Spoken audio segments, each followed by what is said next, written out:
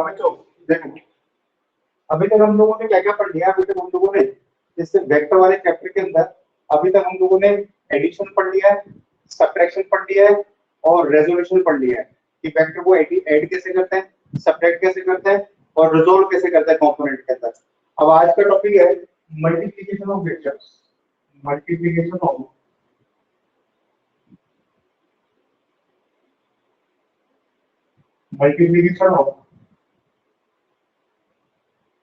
Vectors. Vectors को multiply कैसे करते हैं।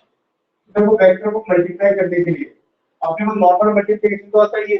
नॉर्मल मल्टीप्लिकेशन से मान लो 3 है 4 को मल्टीप्लाई करें तो अपने को पता है 12 आ जाता है। इसको तो हम लोग अलजेब्रिक मल्टीप्लिकेशन बोलते हैं। अब मान लो मुझे वेक्टर ए और वेक्टर बी को मल्टीप्लाई करना है, that we have to multiply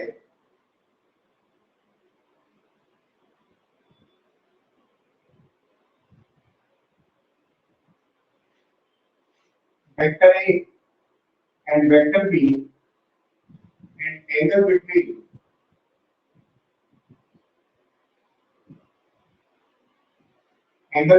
vector a and vector b is theta। दोनों बीच में एंगल थीटा है and magnitude of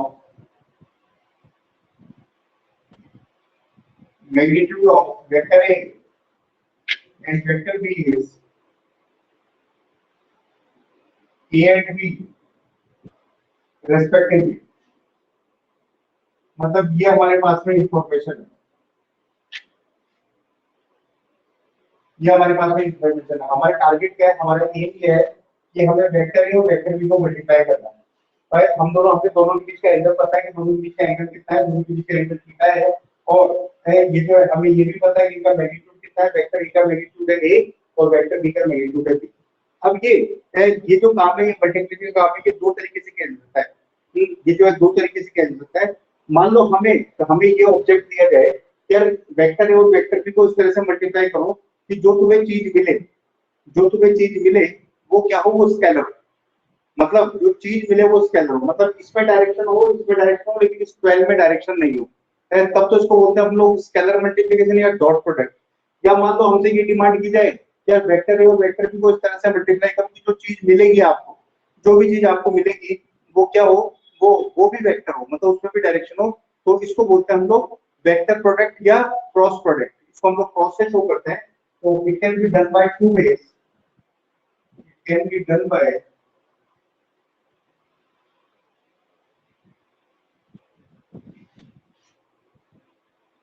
दो तरह से कर सकते हैं हम लोग इसको। Number first, scalar product. Scalar product बोलते हैं क्योंकि जो चीज मिलेगी वो स्केलर की करेंगे। मल्टीप्लिकेशन तो वेक्टर का कर रहे हैं, मल्टीप्लिकेशन तो इक्वल हुआ कर रहे हैं। मान लो इक्वल टू मल्टीप्लिकेशन से c आता है, लेकिन वो जो c है वो स्केलर होगा।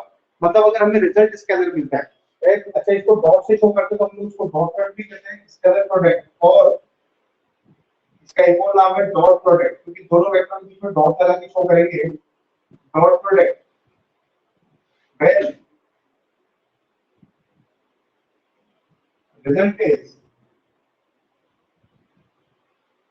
when result of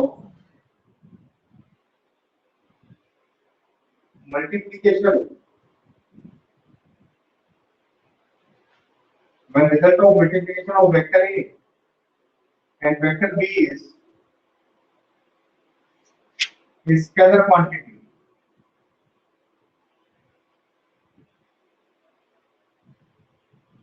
जब इन दोनों का रिजल्ट क्या है, वेक्टर और वेक्टर बी का रिजल्ट जो है, इन दोनों के मल्टीप्लिकेशन का रिजल्ट जो है स्केलर क्वांटिटी हो, तब तो अपन बोलते हैं इसको स्केलर प्रोडक्ट या स्केलर मल्टीप्लिकेशन। दूसरा होता है वेक्टर मल्टीप्लिकेशन, यानी दोनों है तो वेक्टर का ही मल्टीप्लिकेशन तो वेक्टर का ही हो रहा है, लेकिन जो मिलेगा भाई मल्टीप्लाई करोगे तो कुछ मिलेगा भी तो सही। तो जो मिलेगा वो क्या होगा, वो भी वेक्टर होगा, उसमें भी डायरेक्शन होगी। वेक्टर ए में भी डायरेक्शन है, वेक्टर बी में भी डायरेक्शन है, और जो मिलेगा उसमें भी डायरेक्शन होगी। मतलब जैसे 3 में भी डायरेक्शन है, 4 में भी डायरेक्शन है, 12 में भी डायरेक्शन होगी। तो ऐसे मल्टीप्लिकेशन को बोलते हैं हम लोग वेक्टर प्रोडक्ट। या इसको दोनों के बीच में क्रॉस तरह की शो करते हैं, तो इसका एक और नाम है क्रॉस प्रोडक्ट। बस ये लास्ट टॉपिक है हमारे चैप्टर का, वेक्टर खत्म हो जाएगा, फिर मल्टीप्लिकेशन चालू करेंगे। or cross product. When result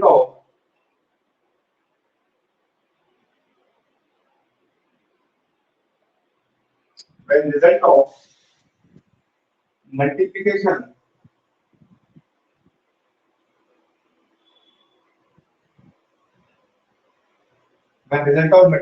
of vector A and vector B is a vector quantity.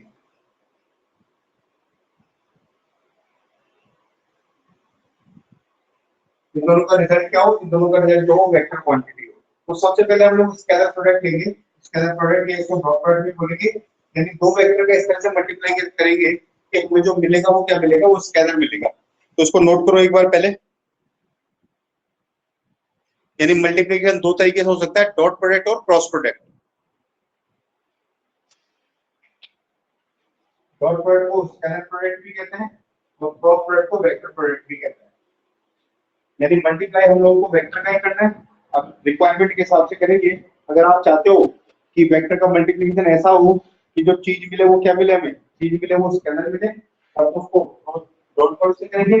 और आप चाहते हो कि जो चीज मिले वो क्या मिले, वो वेक्टर मिले, तो फिर हम लोग इसका क्रॉस प्रोडक्ट करेंगे।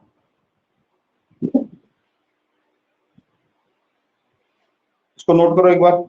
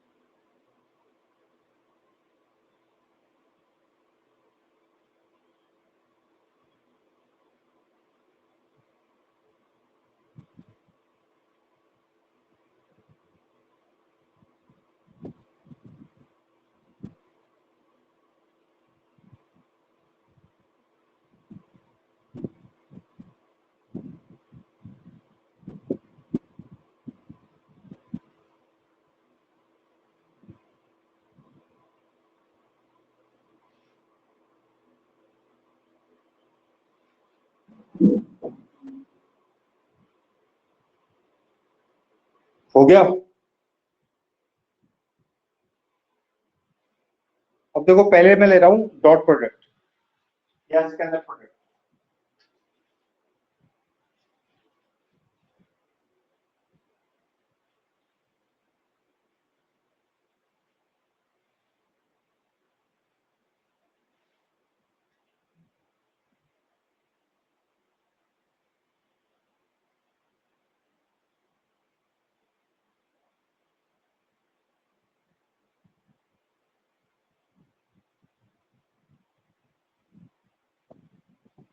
तो उसकी डेफिनेशन क्या हो जाएगी, right, two vector when two vectors, मान लेते हैं वेक्टर है let vector a and vector b, तो इन दोनों को करने का ये हमारा when two vectors are multiplied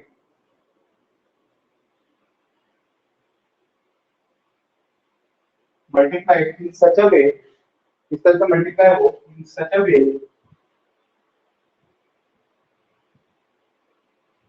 that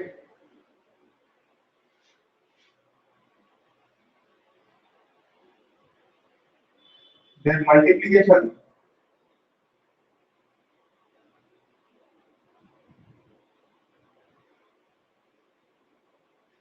gives a scalar quantity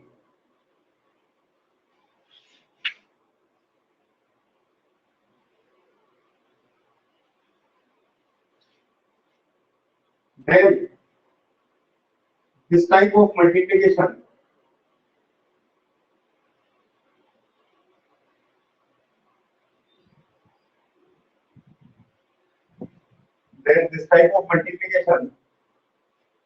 known as scalar product.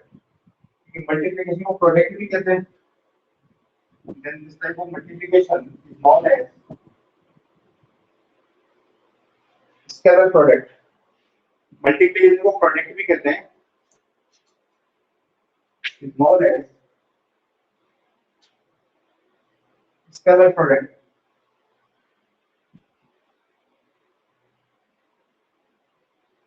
It is shown by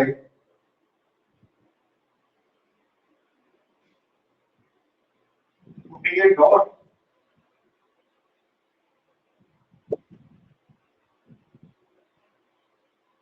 मतलब इस तरह से putting a dot between two vectors. BW का मतलब between है.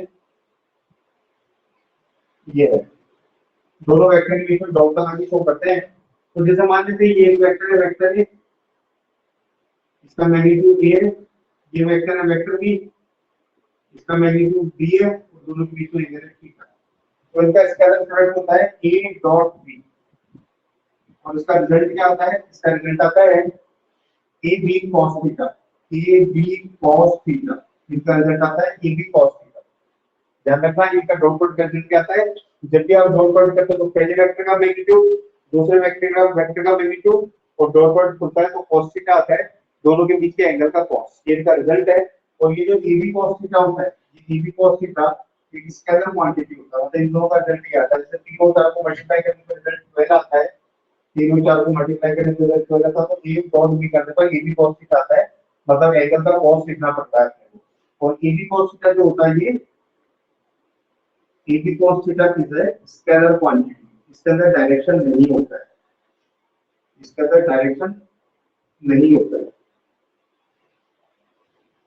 तो नोट करोगे इसको.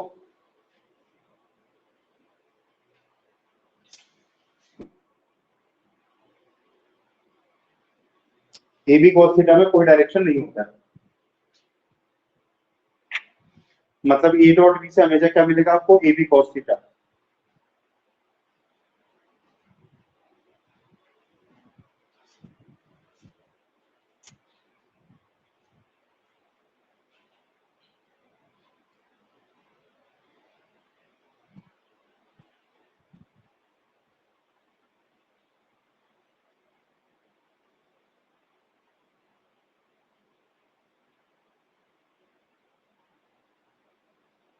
Excuse me, sir.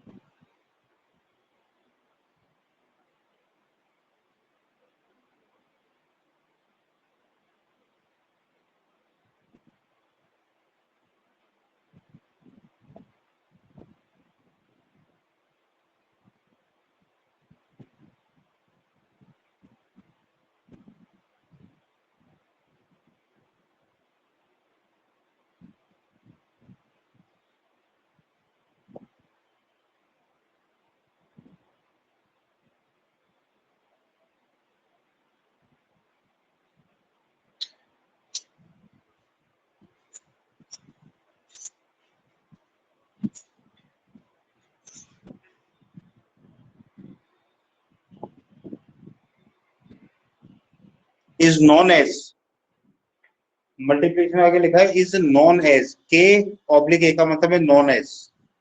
Multiplication is known as scalar product.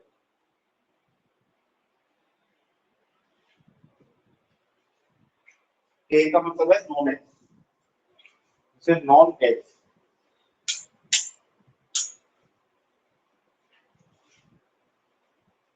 तो इस ए डॉट बी का रिजल्ट क्या आएगा? A B cos theta. मतलब आपको वेक्टर ए लिखना है, वेक्टर बी लिखना है, और दोनों के बीच के एंगल का cos लिख देना है. जल्दी करो फटाफट.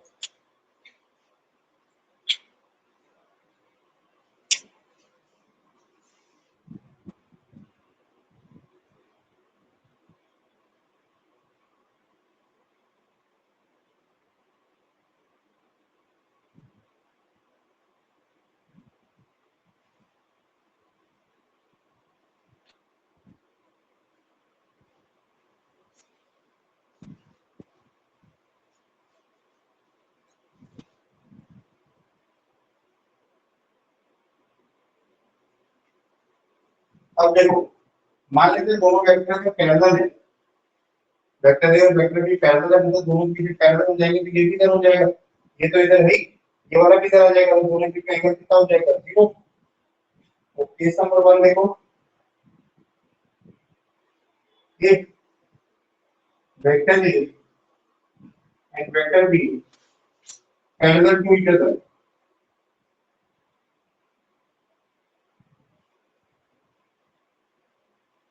दोनों वेक्टर एक दूसरे के पैरेलल है। पैरेलल मतलब this theta equals to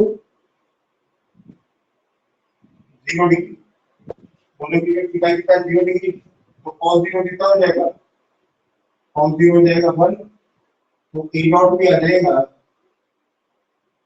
A B cos 0 और cos 0 1 होता है, तो ये आ जाएगा सिंपल ए बी, यानी दोनों के मैग्नीट्यूड को मल्टीप्लाई कर दो।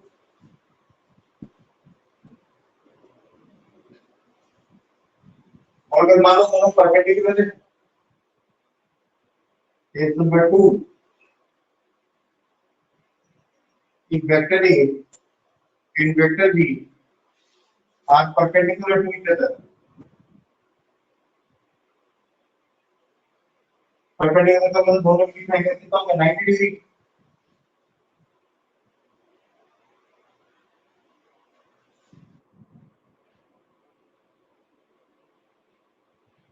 मीन दोनों की एंगल कितना हो गया, 90 डिग्री। cos 90 कितना होता है, cos 90 होता है 0, जीरा वेक्टर ए जीरा वेक्टर बी, इसका मैग्नीट्यूड ए इसका मैग्नीट्यूड बी, दोनों की एंगल 90 डिग्री। cos 90 डिग्री होता ही है, तो a नॉट भी कितना हो जाएगा, ए बी cos 90 और cos 90 0 पे 0 हो जाएगा, समझ गए। यानी परपेंडिकुलर वेक्टर का डॉट प्रोडक्ट क्या होता है, 0। तो ये याद रखना आप, रिमेंबर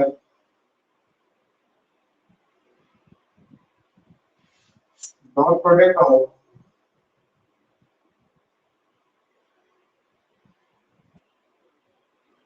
वो परपेंडिकुलर वेक्टर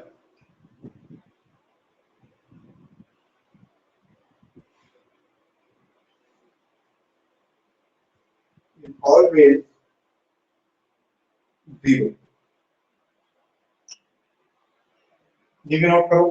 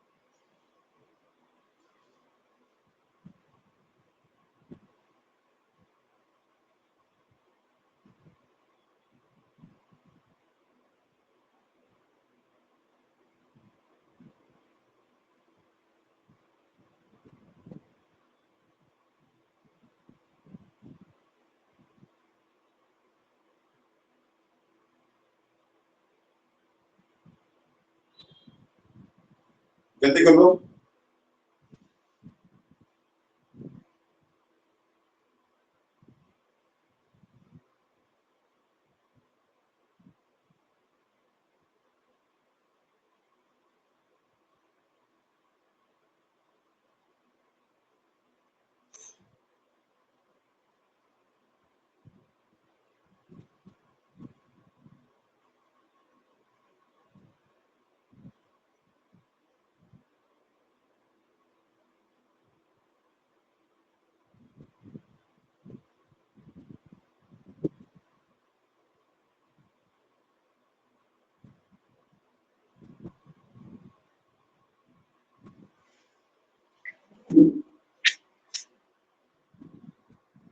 चलो आगे बढ़ते हैं, हो गया सभी का।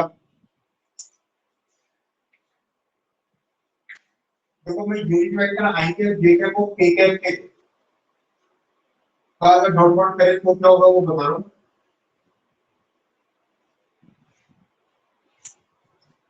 डॉट प्रोडक्ट का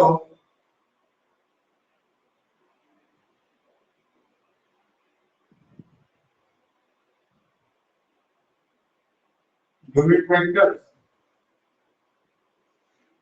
along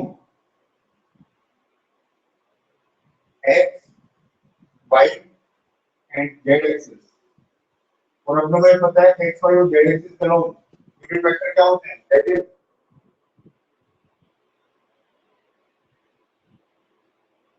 vector I cap, j cap and k cap respectively। इनका वो बना रहे हैं हम लोग यूनिट इनका डॉट डॉट कर रहे हैं।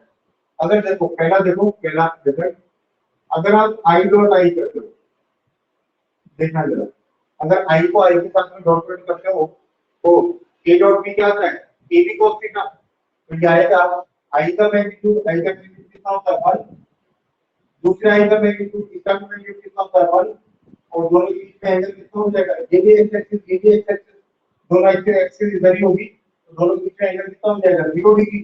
तो ये आएगा cos 0, और cos 0 की वैल्यू कितनी है 1। तो ध्यान रखना i डॉट i कितना होता है 1 होता है। सेकंड कैसे करें हम लोग, j डॉट j, तो j डॉट के dt बनाएगा क्योंकि j का मैग्नीट्यूड भी 1, यूनिट वेक्टर ना, i कैप का j कैप और k कैप का मैग्नीट्यूड कितना होता है 1, तो दूसरे वाले का भी 1, और दोनों के बीच में एंगल 0, तो dd बनाएगा। थर्ड k डॉट k करें अपन, k dot k cap dot k cap, ये कितना आएगा, ये भी k का मैग्नीट्यूड 1, दूसरे k का भी 1, दोनों के बीच में एंगल 0, ये कितना आ जाएगा 1 ही आएगा। यानी i dot i j dot j k dot k, ये भी 1 होता है, ये भी 1 होता है, ये भी 1 होता है। लेकिन अगर अपन करें i डॉट j, तो क्या आएगा, i का मैग्नीट्यूड 1, j का मैग्नीट्यूड 1, और i डॉट j के बीच में एंगल होता है 90, तो ये आएगा cos 90 और cos 90 का साथ 0, तो ये पूरा 0 हो जाएगा। और ऐसे कैसे, मतलब खुद का खुद से तो 1 होगा, और इसके अलावा जैसे जो होगा, जैसे हम लोग करें i dot j dot i, मतलब इसका उल्टा j डॉट i, ये भी 1 1 cos 90, तो ये भी 0 ही होगा। जैसे हम लोग करें j डॉट k, तो ये भी 1 1, और y और z के साथ एंगल 90 होता है, तो cos 90 ये भी 0 हो जाएगा। ऐसे करें हम लोग k डॉट k, तो ये भी 1 1 cos 90 ये भी 0 हो जाएगा। और ऐसे हम लोग करें k डॉट i या i डॉट k, तो x और z में एंगल 90 होता है, ये भी 1 ये भी 1 cos 90 ये भी 0 हो जाएगा। और ऐसे करें हम लोग k डॉट i, तो ये भी 1 ये भी 1 cos 90 ये भी 0 हो जाएगा। यानी अगर किसी भी i का j के साथ में चले, i का k के साथ में करे, j का i के साथ में करे, j का k के साथ में करे, i का j के साथ में करे, k का i के साथ में करे, जिस पर की वैल्यू होगी 0, मोस्टली सब की वैल्यू होगी 1। ध्यान रखना, ये भी नोट करो।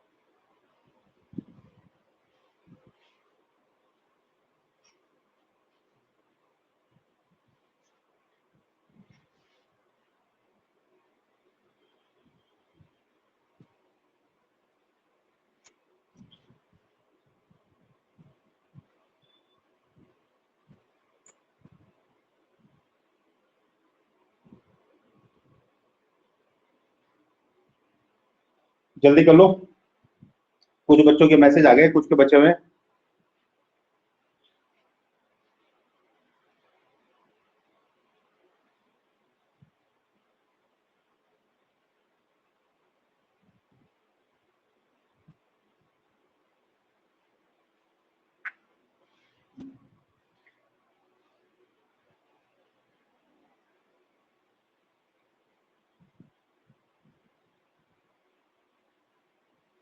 सौरभ नोट करो भाई।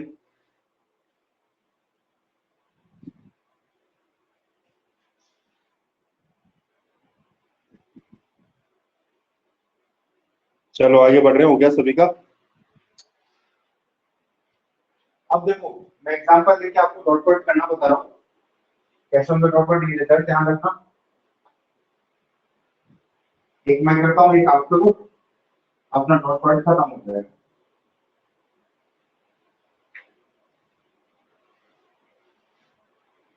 देखो फिर vector a equals to 3i cap minus 2j cap plus 4k cap and vector b is 2i cap plus 3j cap minus 6k cap, find a dot b, dot dot करना है। तो देखो कैसे करेंगे, तो ध्यान दो, मैं कर रहा हूँ a डॉट b, पहले a को लिख लो, ये 3i cap minus 2j cap plus 4k cap, इसका डॉट करना है अपने को किसके साथ में, 2i कैप। पहले लॉन्ग मेथड देखो, फिर शॉर्ट में बता दूंगा कि कैसे होता है, फिर फास्ट करने लगोगे आप, केवल पूरा कंप्लीट समझते हैं, है ना। जो कैसे करते हैं, जो अपना सिंपल मल्टीप्लिकेशन का तरीका वो करो। सबसे पहले इसको पकड़ लो, इसको, है ना, इसको पकड़ के इन तीनों से मल्टीप्लाई करो, है ना। ध्यान से देखो, 3i को पकड़ा 2i से किया पहले, तो 3 और 2 6, 6 और i और i के बीच में डॉट प्रोडक्ट हो गया। फिर 3i को पकड़ के 3j से किया, तो 3 3 9 और i डॉट j के बीच में हो गया डॉट डॉट, जिसके पास 9 है इसके पास में j है ना। फिर 3i को पकड़ के माइनस के साथ किया, तो 3 माइनस 6 से हुआ तो कितना है, माइनस का 18, तो ये आ गया i डॉट k। इसका काम खत्म। अब ले लो बात इसको, अब इसको ले लो, इसको पकड़ के तीनों से मल्टीप्लाई करो, तो माइनस 2j के पहले इससे होगा माइनस 2i से, तो माइनस 2 और 2 मल्टीप्लाई करके तो माइनस 2 हो गया, तो ये आ गया j डॉट i। फिर माइनस माइनस 2 और 3 मल्टीप्लाई करके माइनस 6 और ये हो गया j डॉट j। फिर ये माइनस 2j के माइनस 6 के कैप होगा, तो माइनस 2 और माइनस 6 मल्टीप्लाई हो गया तो हो गया 12, और ये हो गया j डॉट k। काम खत्म इसका भी, इससे कर दिया तीनों से मल्टीप्लाई। अब पकड़ लो 4k का ये, और ये 4k का तीनों से मल्टीप्लाई करेंगे तो नीचे लिखा हुआ जगह खत्म होगी, आपके पास जो जगह में थोड़ा छोटा छोटा लिखना है, एक ही लाइन में आ जाएंगे। तो देखो 4k का प्लस 2i का तो मल्टीप्लाई करता तो ये आ जाएगा प्लस का k, 4 to 8, k dot i, k dot i। फिर 4k का भी 3 से मल्टीप्लाई करेगा 3j का से, तो 4 3 जा 12 और k डॉट j, तो 12 k डॉट j।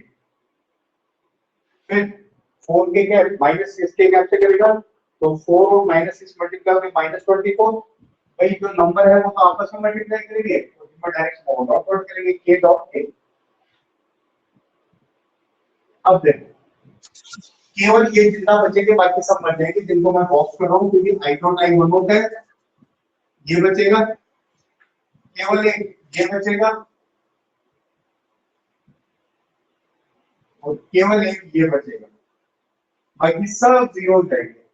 सब जीरो क्यों हो जाएंगे, क्योंकि अपन ने पढ़ा था कि आई डॉट के जीरो होता है, क्योंकि दोनों बीच में एंगल 90 है, तो cos 90 जीरो हो जाएगा।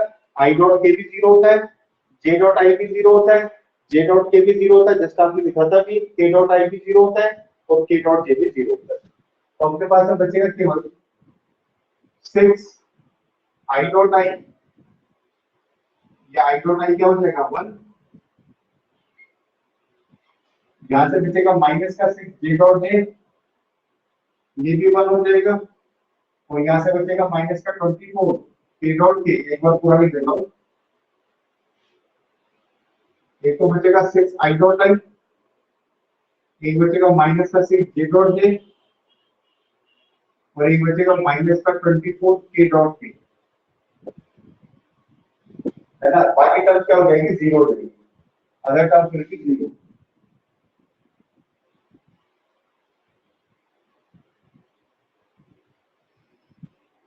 दो जीरो की भी समझाया था, लेकिन ए डॉट भी आ रहा है। अब आई डॉट आई 1 होता है, तो ये आ गया 6, ये जे डॉट जे भी 1 होता है, तो ये आ गया -6, फिर के डॉट के भी 1 होता है, तो ये आ गया माइनस का 24, ये 6 से 6 कैंसिल हुआ और आ गया -24। देखो -24 में डायरेक्शन नहीं है, इसमें आई कैप देकर टी कैप भी लगे हुए, तो ए डॉट बी का आंसर क्या आ गया, ए डॉट बी का आंसर आ गया माइनस का 24। तुम इसको ऐसे भी निकाल सकते थे, आपको केवल आई को आई से करना है, इसका मतलब बाकी तो सारे जीरो होंगे, इसका मतलब आई आई से होगा, जे जे से होगा, के से होगा। तो देखो शॉर्ट करने का तरीका, आई को केवल आई से करो, आई को केवल आई से, तो 3 टू या 6, ये रहा 6। उसके बाद में जे को केवल जे से करो, जे को केवल जे से करो, तो -2 into 3 -6, ये रहा -6। तो के को कैसे करो, 4 into -6 -24, ये -24, तो टोटल -24 आ जाएगा। तो जल्दी करने के लिए, फास्ट करने के लिए, आई को आई से करो, जे को जे से करो, के को के से करो, नोट करो और बताओ मुझे क्लियर भी है क्या। ये भी मैसेज करना साथ में कि क्लियर है या नहीं है, नोटेड एंड अंडरस्टूड। नोट करके समझ में भी आया कि नहीं आया।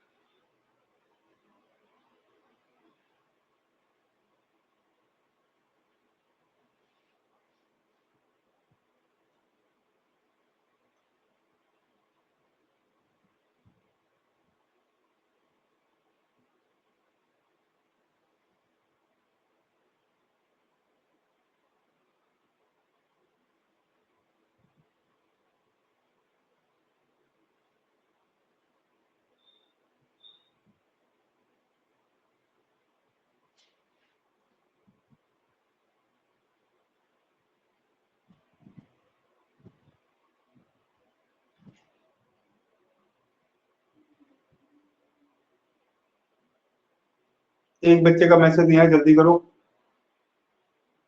हिमांगिनी।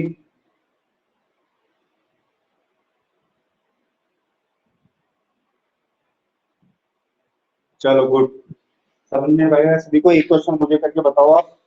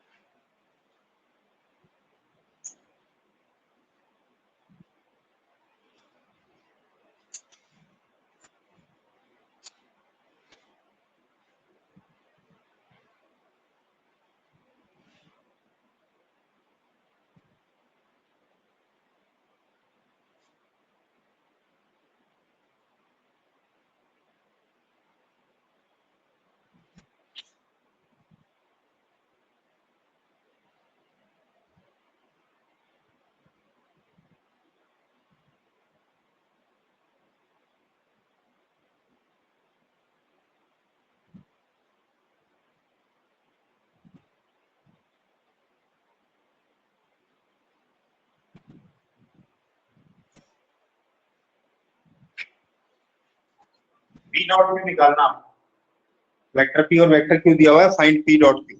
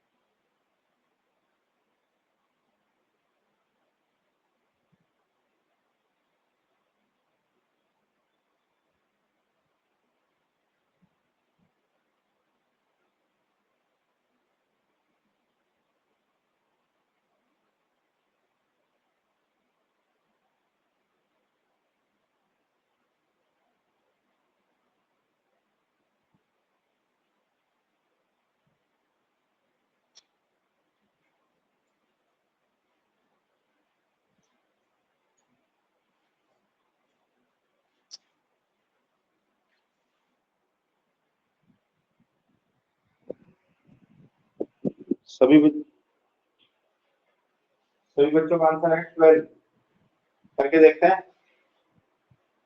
तो सेकंड हो जाता है। आई को आई से करना है, आई को आई से तो पी डॉट क्यू देखो, आई का कांस्टेंट कितना है 2, यहाँ आई का कांस्टेंट कितना 1, तो 2 into 1 या ऐड हो गया, प्लस 3 को 4 से करना है, 3 into 4 और 2 के लिए 2 माइनस 1 से करना है तो प्लस 2 into माइनस 1 है ना। तो सॉल्व कर लो इसको, पी डॉट क्यू आ जाएगा 2 प्लस 12 माइनस 2, तो ये आ जाएगा 12, बिल्कुल सही है, बच्चों का जवाब ये है। और अगर आप q डॉट p भी करोगे तो ये भी आएगा, ये भी 12 ही आएगा, also q dot p equals to 12। तो यानी p डॉट q और q डॉट p इक्वल होते हैं, यानी आप अगर इनको उल्टा करोगे तो कोई फर्क नहीं पड़ेगा, ये एक रिजल्ट है, यानी a dot b equals to p dot a। ठीक है, एक और करो, ये vector a equal to 2i के माइनस 4j के प्लस 5k के and vector b equal to 4i के प्लस j के प्लस 2 प्लस c के are perpendicular to each other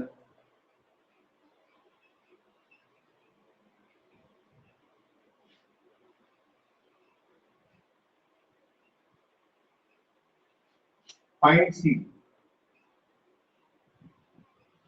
ये c कांस्टेंट है, इस c की वैल्यू निकालनी है। वेक्टर और वेक्टर भी परपेंडिकुलर है एक दूसरे के, तो इस c की वैल्यू कितनी होगी ये अपने को पता करना है।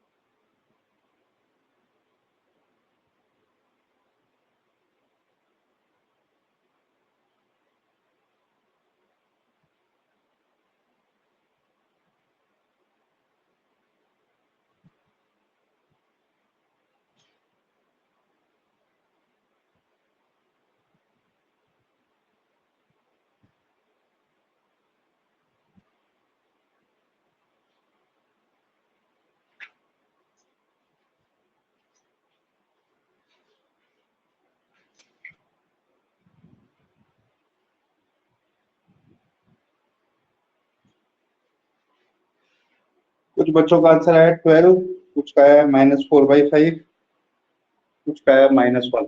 देखो मैं बता रहा हूँ, देखो अगर वेक्टर परपेंडिकुलर होते हैं तो ए डॉट भी 0 होना चाहिए, अभी मैंने पेज नंबर 2 के अंदर लिखवाया था, रिमेम्बर में। अगर ए और बी परपेंडिकुलर हो, कभी भी आपको लगे कि vector a perpendicular to vector b, then always remember a dot b equals to 0. a dot b हमेशा 0 होगा, तो इनका डॉट प्रोडक्ट करके 0 कर दो। डॉट प्रोडक्ट करते हैं पहले, आई से होगा तो 4 टू जाए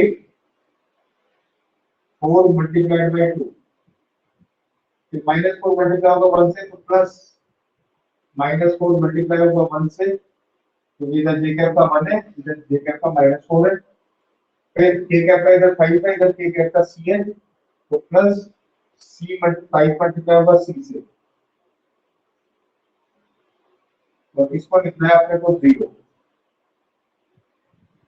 तो सॉल्व करें तो ये हो जाएगा 8 -4 प्लस 5c इक्वल टू 0।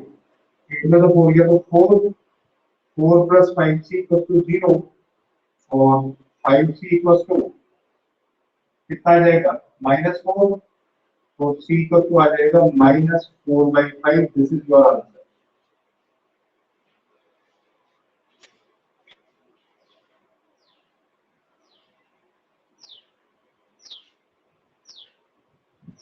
देखो, अगर कोई भी दो वेक्टर, मैंने क्या लिखा है, मैंने लिखा है कि अगर कभी भी ऐसा हो वेक्टर ए इज परपेंडिकुलर, ये परपेंडिकुलर का सिंबल है, vector a is perpendicular to vector b, then हमेशा ऐसा होगा कि ए डॉट बी 0 होगा।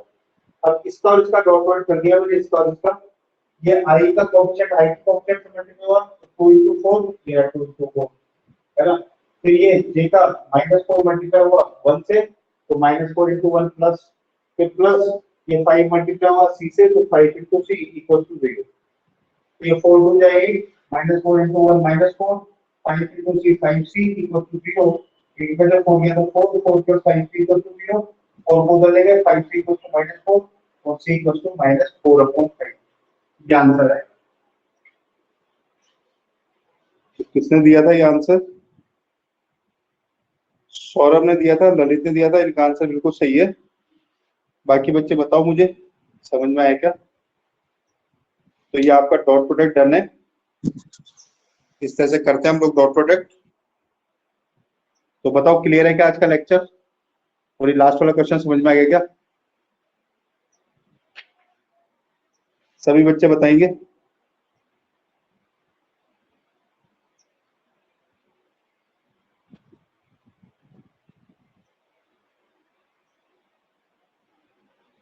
चलो गुड, वेरी गुड। एक बच्चे का नहीं आया मैसेज।